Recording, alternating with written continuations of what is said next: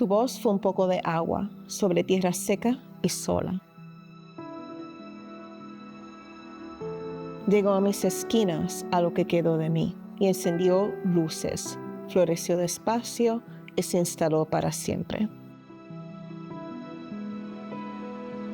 Tus manos solo me recuerdan que mi carne rota no duele todo el tiempo.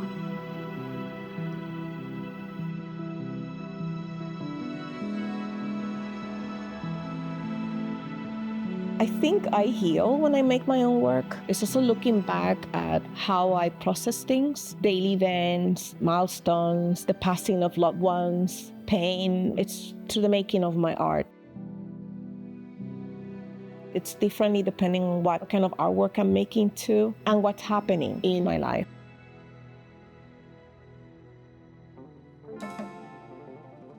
So I moved to New York in 1999. For me, it was a gradual process. I think it started with thinking outside my town of Canovanas, which I love. I went to UPR, and then there was something about the people that came from their towns into Rio Piedras, and that felt like a migration into itself. But for many of us that wanted to study something other than what we had in Puerto Rico, you have to leave the island. I ended up doing that with the idea that, well, I'll just be gone only for 2 years. I wasn't really sure that New York will be the final destination. I made a trip in 1998 to be with a good friend of mine from high school and to kind of make more concrete plans to pursue graduate studies. I visited the museums. I went to see some friends of my mom in Harlem. And I said, I think I'm going to move to New York. I have no idea how I was going to do that, but my dad had relatives living in the Bronx, and I was a little scared about New York because I heard very scary things about New York, but I knew there was a large Puerto Rican community here, and I knew about Dominicans living here, Cubans, Mexicans. It's one of those things that are accidental, but then all the conditions present themselves. So I said, well, you know what, that will work. Before I left Puerto Rico, I already had a semi-abstract or more organic anthropomorphic style, and it had to do with things connected to what we were doing, choosing partners for we expressing our sexuality, our sexual gender, our sexual identity, how we're defining ourselves. I was doing charcoal and pastel and printmaking, and when I moved to New York, I think that the move, the distance affected that.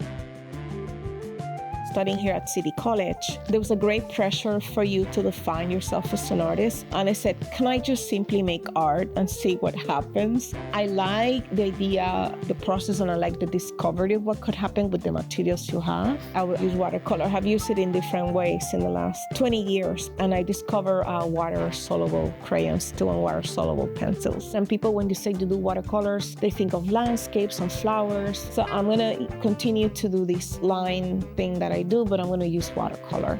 So I see the change more in the medium and not so much in the imagery. And I feel that also for the fluidity and to create layers and transparency, it was the way that I wanted to go.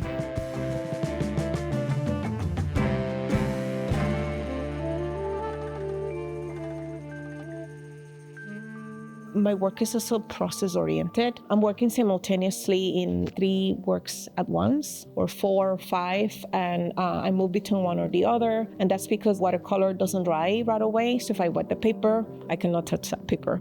So I have to go into the next thing.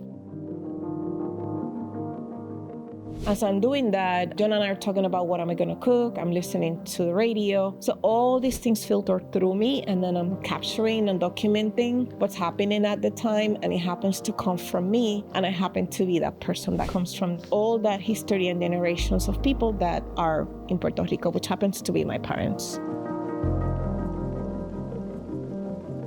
I have always observed people and their bodies more like as a phenomenon. I always felt that the body was incredible in its biology, all the things it can do. We're not just a body, we're a mind and a soul, all of that, but this is where we exist. It's how you're seen and identified. Growing up in Canovanas, I lived with my grandma. She had a balcony with a bunch of plants. She will do the coffee grind, la borra de café. She will put there as a way of fertilizing that. And she will say, no, that will make the plant better. There's life cycles within the body, and that's part of that body imagery that I'm explaining. And for something to be born, something gets destroyed. And then there's also a chance there for renewal. And I'm just also thinking on in what biology, what happens to the body, like when you get a cut, how there's scar tissue growing there. But I think there's all these contradictions into themselves. Maybe because I'm a woman, this whole thing of the body, I'm more conscious. There's a lot of politics about the body and around the body. I also am aware of all these restrictions or freedoms that you have with your body. What can you feel with it?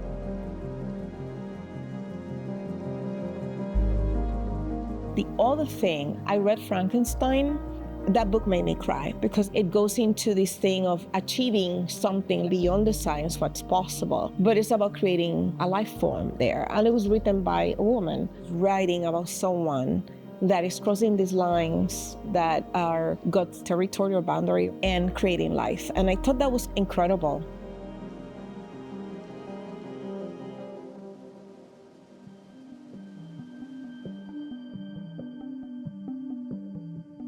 At City College, there was something I was doing with oil, paint, and paper. It involved no drawing. For me, no drawing meant not speaking, not seeing, not feeling. I'm like, how could you take that away from me? But anyway, so somehow using oil, I managed to manipulate the shapes there, and they were super abstract. So I will cut whatever shape was, get rid of the negative space. Thinking of that metaphor of the Frankenstein creature, I will create those hybrid with the paper and the resulting shapes. Again, it was manipulation and chance.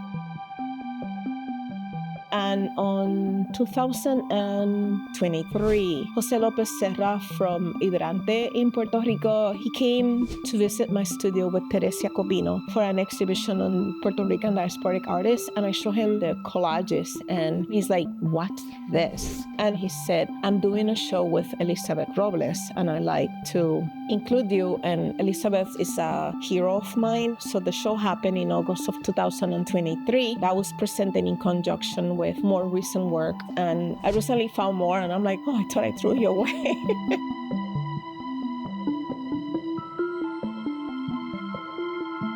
When Jose and I were talking about, and Teresa, about the exhibition in Minnesota, the idea was that Jose will send the works in the show Eso de Cero Puesto Yo to Minnesota. But the show here at NYU, the Rican Visions, happened. So some of the works that are on view there were in Puerto Rico, and that's what's going to be in Minnesota at the Nash Gallery. So I'm glad this is part of these larger conversations. Juanita Lanzo.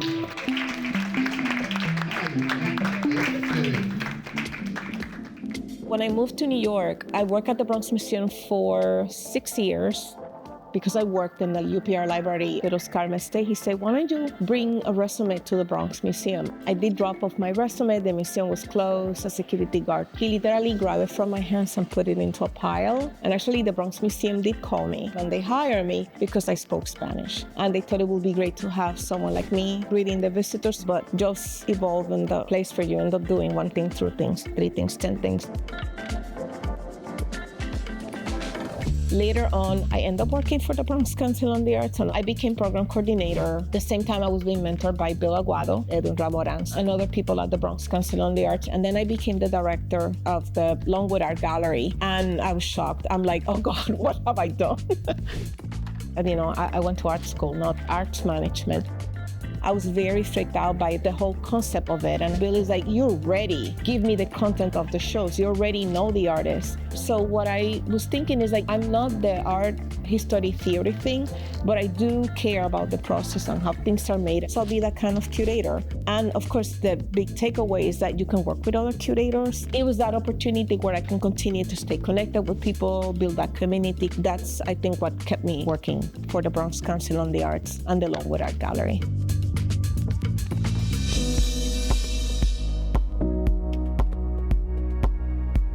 My grandma used to say, you absorb all these things in your mother's womb because I'm navigating the world in the Afro-Puerto Rican body that I have. I think our inheritance is that of growing up in a post-colonial world. There's a lot of inherent violence to that was affected into our bodies without intending to. That's part of who you are. feel like by going into something a little bit more poetic, where I have these bodily shapes that are surrounded by other things, they're metaphors and they're also an inference about these bodies existing in this very subjective space. People are going to come with their own ideas when they look at the work, and whatever your life experiences are, that's what's going to tell you that you're looking at. And you're going to see inferences to sexuality there, to something more sensual, to something maybe a little bit more delicate. And it's very metaphorical, but that's the language that I use.